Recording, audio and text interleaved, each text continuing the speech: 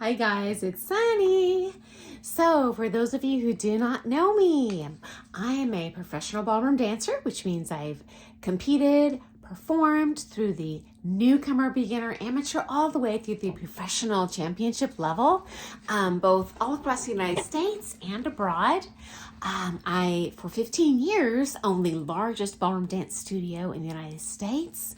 And I've been teaching forever and a day. So I'm here today to share with you from an insider's perspective, someone who's kind of been in that inside that dance cocoon for a long time, on what actually goes on in the ballroom dance world.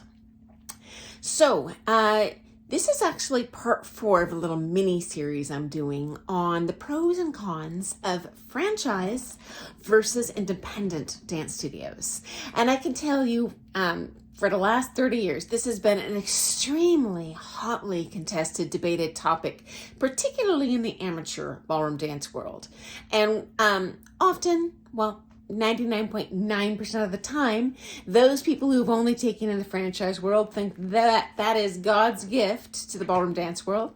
And those who have singularly come out of the independent dance studio world think that is the perfect dance studio. And the reality is always somewhere in between, okay?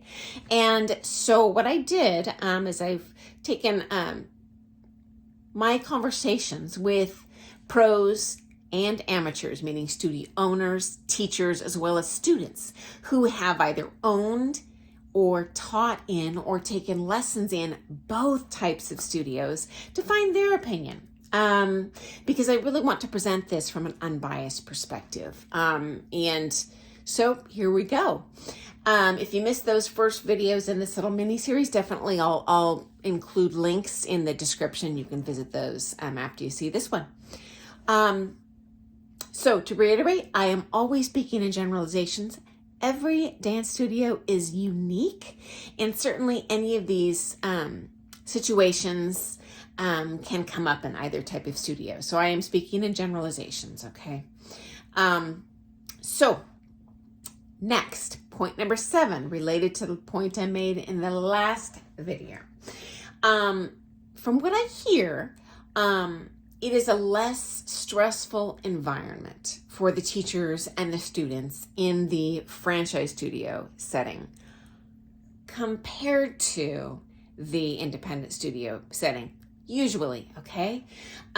So we find that the teachers, again, sometimes in both types of studios, but more often you'd find this in the independent studios.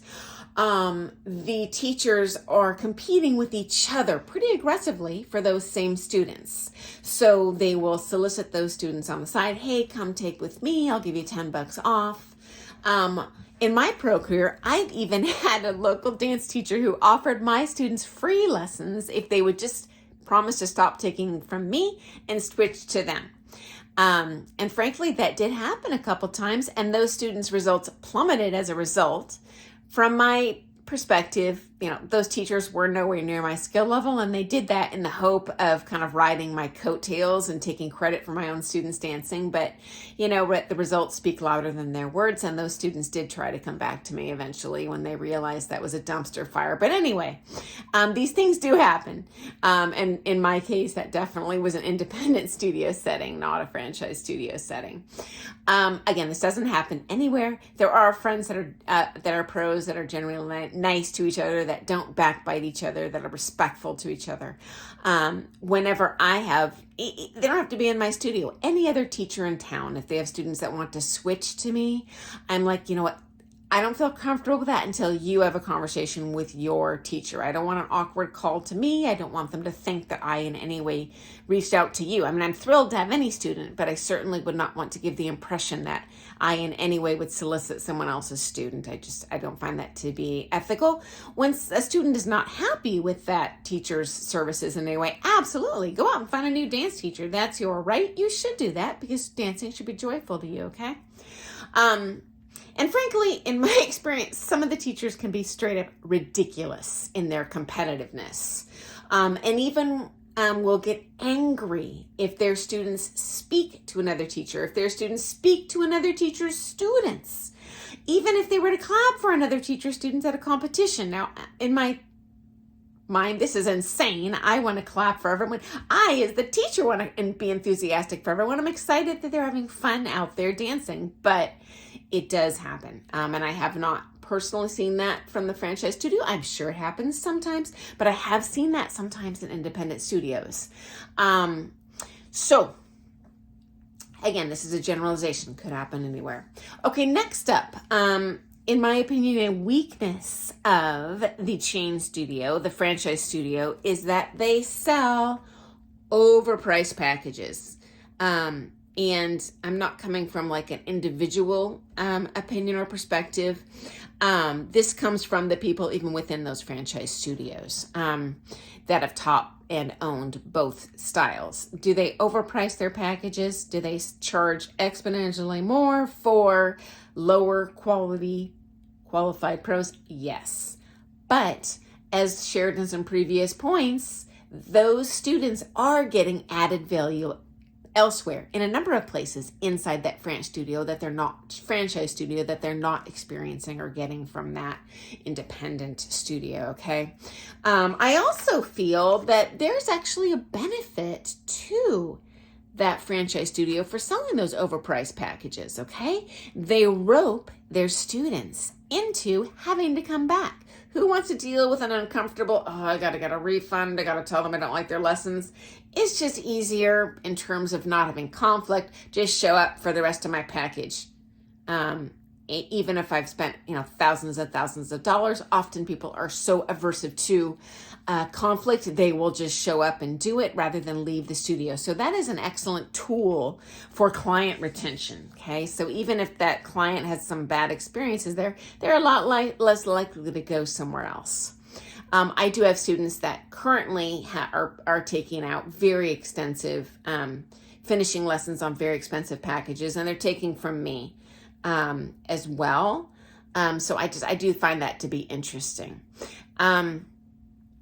Okay, next up, from what I hear, a weakness is that the independent studios are often very humble in their approach to teaching, humble in their approach to selling, so to speak, their lessons, whereas the franchise are pretty aggressive. Hey, we can do A, B, C for you. And the reality is independent studios are, in my opinion, honest.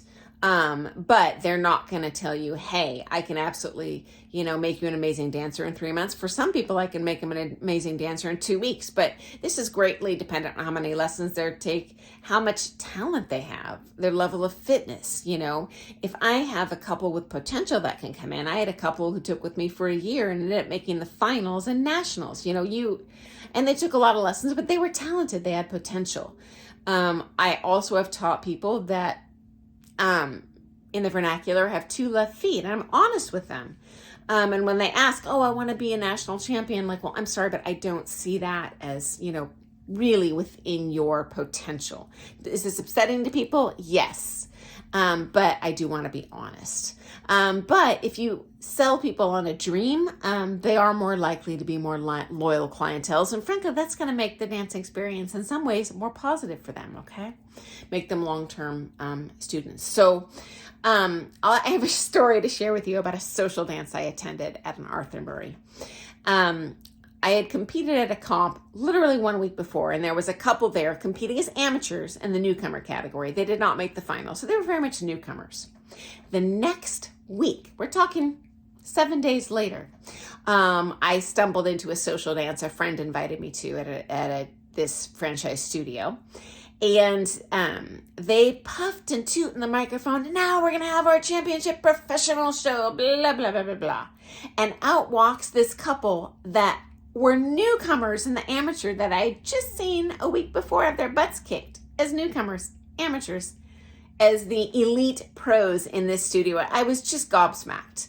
It's the sort of thing I had heard rumors about, but to actually see it with my own eyes was somewhat stunning. And because the quality of information being taught in the studio was so low, the students thought they were amazing. But it was just interesting to see that they were so good at promoting these people as amazing. And in my opinion, this can be a strength, honestly, for the chain studio, and that everyone feels like, they're amazing. Their instructors are amazing. They take great pride in where they take lessons. My primary coaches were world finalists. My Katusha, you might have heard of, holds the #1 world record in number of years she's been a world champion. Never once puffed and tooted to me about what a good teacher she was, her accomplishments, very humble. So again, not all franchises are like this. Not all independent studios are like this. Some independent studios, and I've seen many independent teachers myself, completely exaggerate or frankly even lie about their accomplishments in the effort to upsell themselves and give that student the feeling like they're getting this kind of white glove treatment when it's really more of a Burger King type experience. But anyway, I am already past that 10-minute mark, guys. I try to keep it below that so hard, and it seems like I fail. I apologize, but this is definitely a very exciting topic. I hear all sorts of very aggressive debate about it. Please share your experiences in your franchise studio and your independent studio. I'd love to hear your positive experiences, your negative experiences. We would all love to see that. Anyone watching this video today would love to hear your opinion. So I will see you tomorrow with another follow-up on some more key points on how these studios kind of differ from each other and the experience that they provide their students. So thanks for joining me today. I'll see you tomorrow. Have an awesome day, guys. Oh, if you like this, thumbs up, please, and subscribe. I'm not monetized. I just love seeing that. Makes my day. Okay, I will talk to you soon. Toodles.